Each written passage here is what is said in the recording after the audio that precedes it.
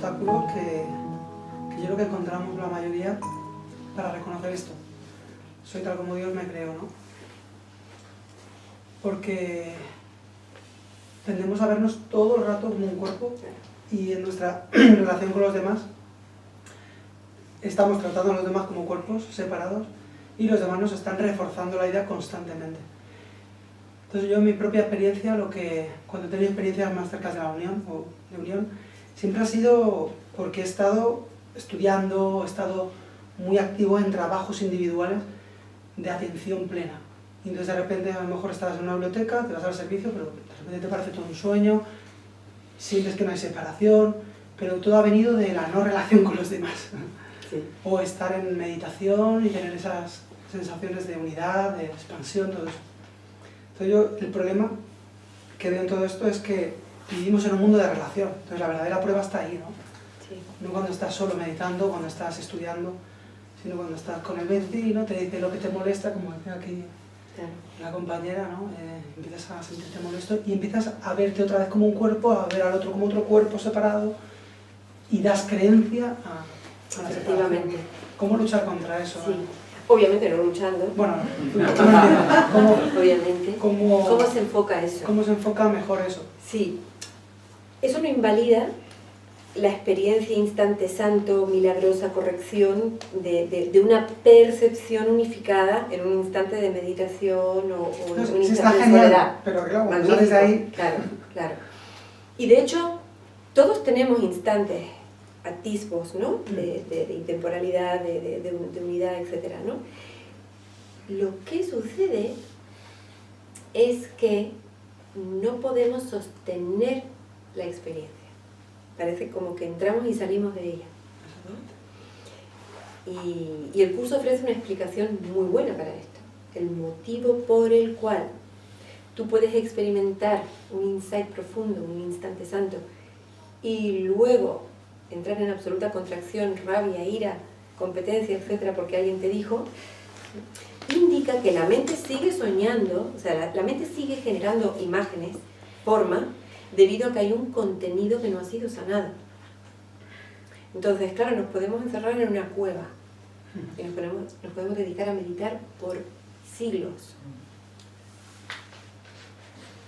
Si la causa, podemos lograr un enorme poder y control mental. Hay gente que lleva años meditando y puede entrar en ondas delta, casi en samadhi, al cabo de 30 segundos de sentarse en su postura. Pero el foco sigue activo.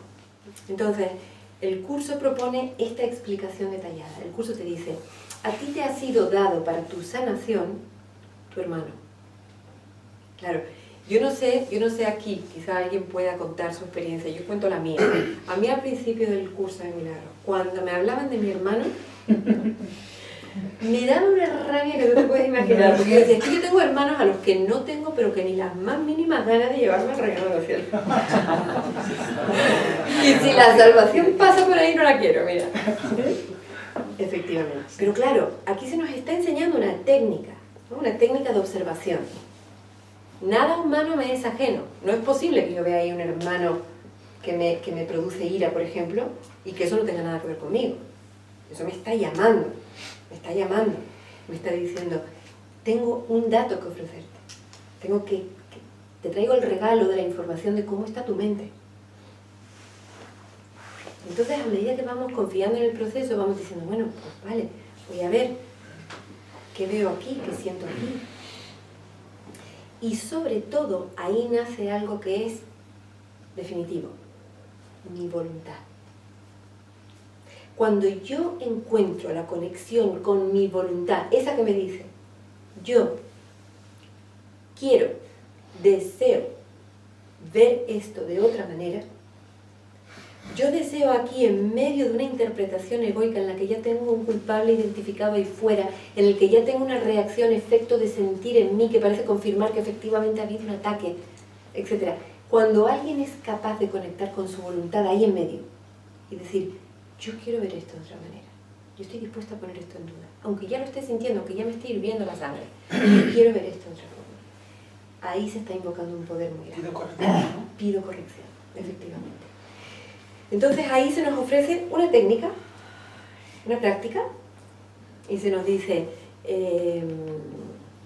muy bien que puedas meditar, muy bien que puedas entrar en una paz profunda mientras meditas, pero mira a ver si puedes sostener esa experiencia de paz todo el tiempo.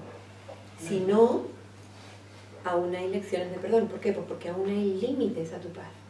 Yo estoy en paz cuando estoy en el monasterio meditando, cuando estoy en la biblioteca leyendo, cuando estoy en mi celda, pero cuando mi vecino me habla y entro en cólera.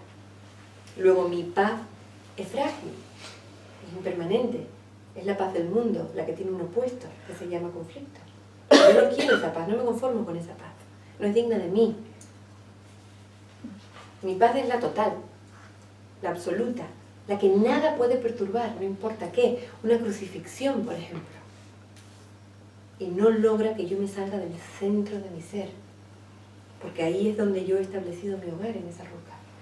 Y eso es inamovible. Hemos hablado hoy de soy tal como Dios me creó. Es una promesa eterna. Podemos contar con ella, no va a fallar.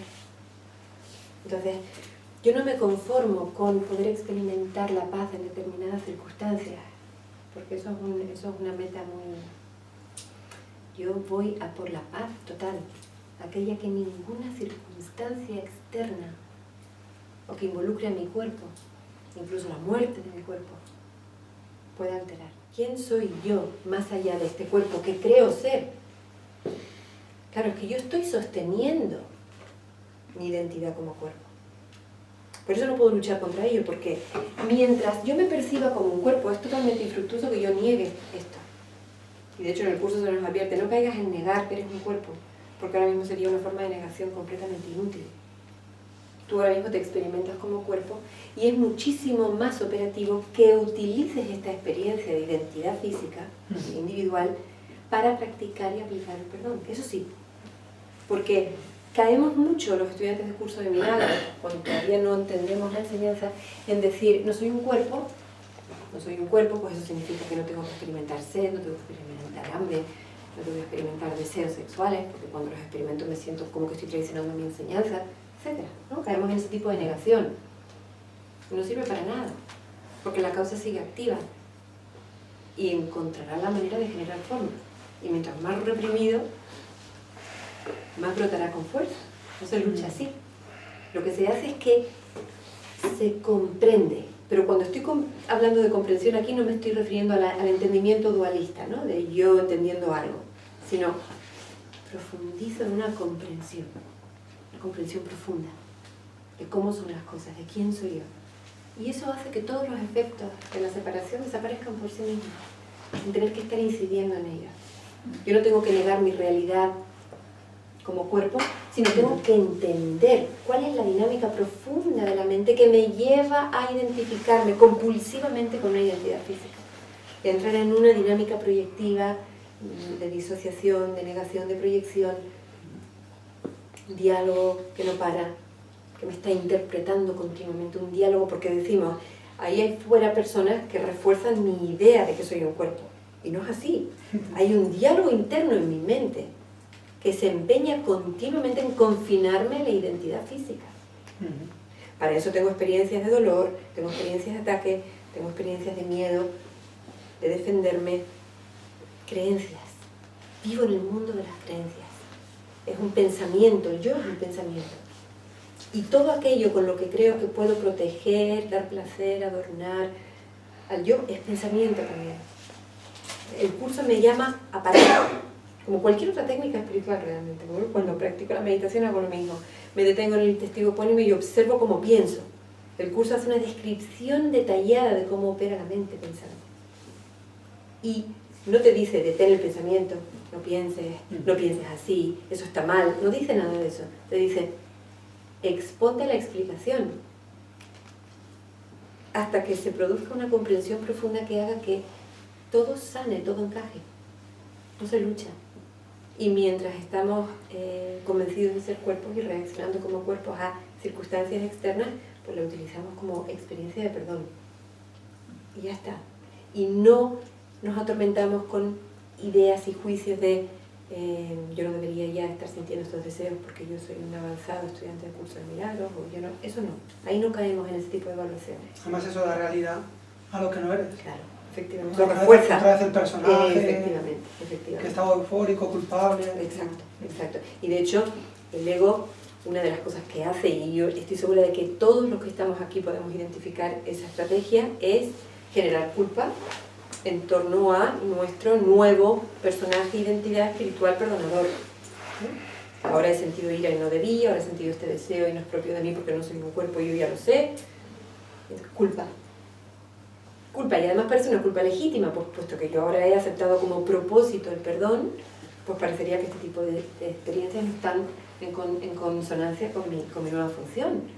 Tendría que sentirme mal por sentirme así. No. Esa es la benevolencia de esta enseñanza.